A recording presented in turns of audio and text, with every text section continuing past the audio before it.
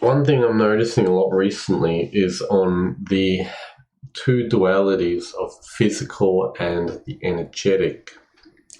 Now, in winter, the physical is more prominent. The cold causes things to constrict and become more physical, while the heat causes things to become more maybe mushy or runny. It's a bit like if you've ever made something like a toffee or a caramel or maybe a thick soup, kind of like an old school preserved soup where they'd boil down or simmer down soup until it became this gelatinous stuff, and then they'd dry it down further. Which is kind of funny because you can think that the act of heat causes it to thicken more, it causes it to dry further.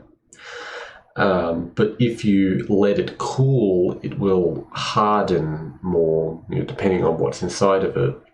And then when you heat it, the hardened thing, like the hardened toffee or caramel or something, it'll become runny again. So you have this constant overlapping or zigzagging of duality. So, in the summer, of course, everything becomes more volatile and spiritual. It's like the plants start to heat, and then they release their oils, and the people, they sweat. They release a kind of volatile air from them, you can think.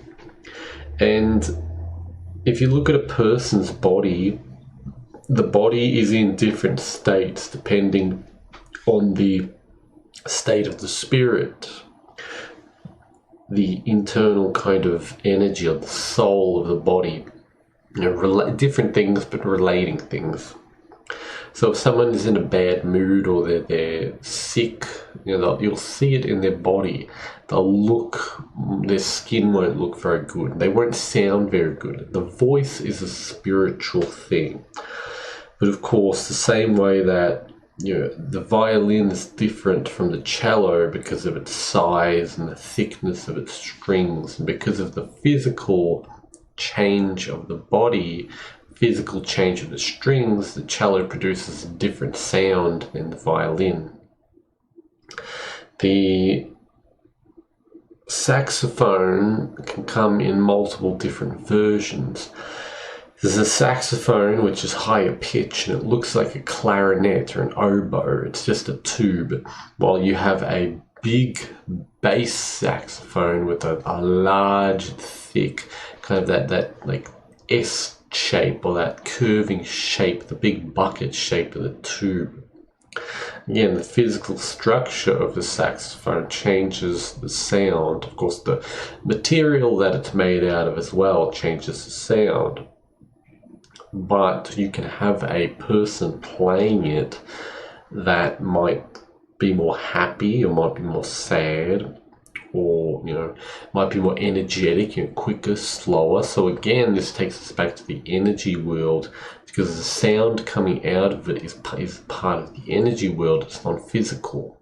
The sound, you can't grab it, so to speak. Of course, you can feel sound waves and such, but it's not like an apple where you can just grab it and eat it. If the person is happy playing the saxophone or the violin or whatever, then the sound coming out of it will magically be more happy. Well, if they're sad, it will be sadder. Meaning the energy has an effect on the song, the music, the same way that the person who, the master violin player produces a beautiful sound out of a poor quality violin. Of course, it's not easy and still, going to sound a bit rough, but the amateur violin player makes it sound like a cat that is either doing lewd acts or dying, because they're, bad skill. Even if they use a very nice violin, it's still not going to sound very good. Getting back to the physical things, though, it is important to understand the laws of physical reality. We can call this physics like physical. Of course, physics does encompass, energy physics, air and gas physics, etc., plasma physics as well. But getting back to it, if you look at cooking's a good way to understand physics and life. If you boil or simmer a bunch of vegetables and spices and meats and such in water, you get all of the fat in it. So you get all these salts and essences of the vegetables and meat and spices in there. And you drink some of it and it becomes a thin soup. Imagine then you take the ingredients out and you keep boiling it or simmering it down. You don't want to boil it because that will... Usually that destroys some of the flavor. You keep simmering it down and you keep condensing it. If you add like a flour or some kind of gelatinous thing, like a lot of beef fat or something, you'll thicken the soup. And if you keep simmering, it'll just keep thickening and thickening until you have some kind of either paste or like a lard-like material. Again, this is the control of physics. You are simply just controlling things, the differentiation or the difference between a thin soup like a watery tea or a thick soup is more heating and more thickening agents. So in that way, when I cook, I think to myself, what state do I want this to be in? And by state, I mean, do I want it thick? Do I want it solid? Do I want it thin? Do I want it hard? Do I want it crunchy? How do you make something crunchy? If you boil a chicken in water, it's not going to be very crunchy. It's going to be like the water. If you put the chicken on a rack and then you put some metal, like a tray under it, and you put it in the oven, and you maybe you put some butter and salt on the skin, and you leave it in the oven for a bit, it'll dry and become crunchier.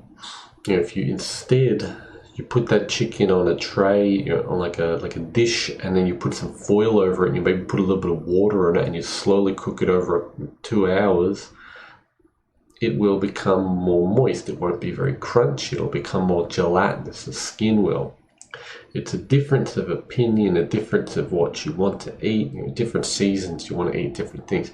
But the idea is that this is you're controlling physics.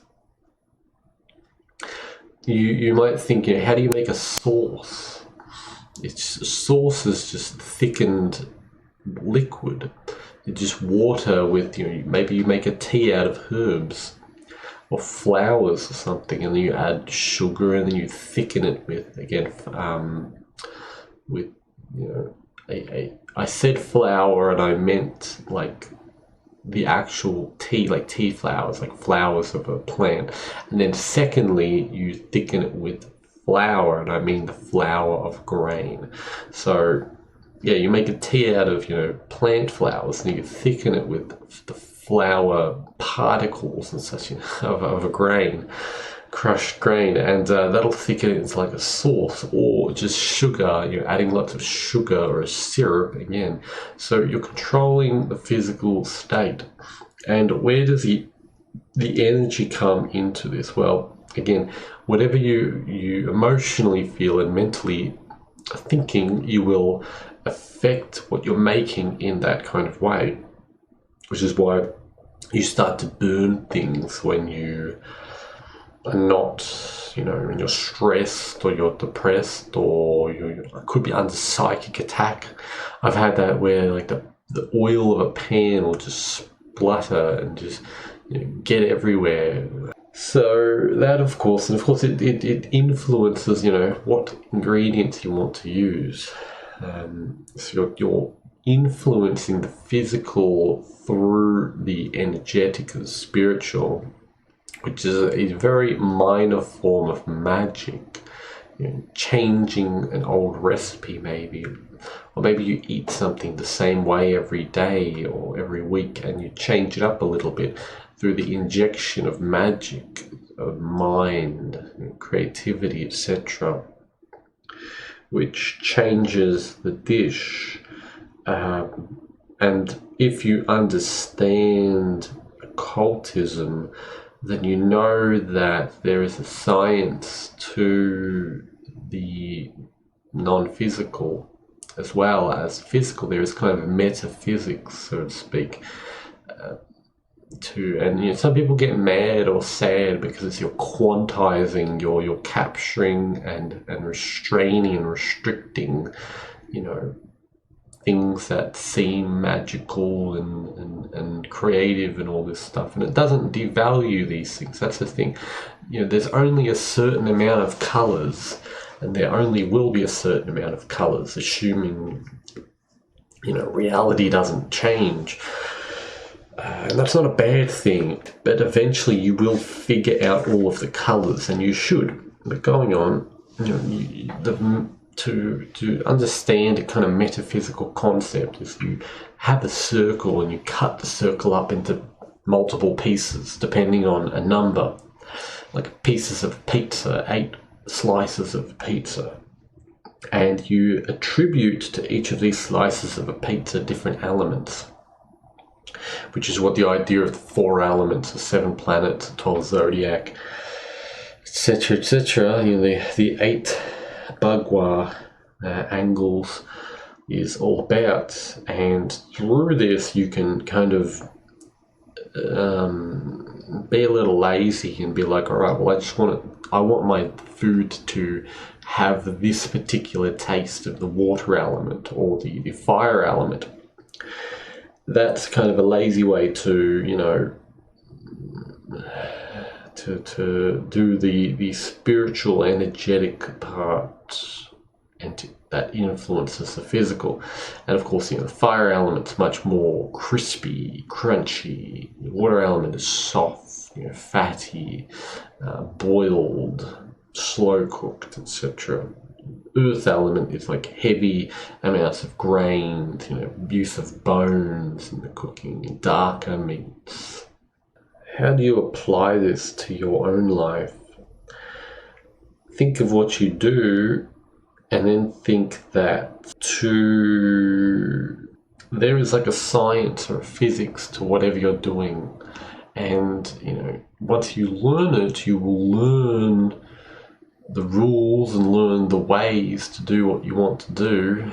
And then it's a bit of a matter of using and applying your mind, your energy, emotions, to feel out what way you want to direct what you're doing, what kind of interesting flair or interesting appeal or feeling you want to add onto it.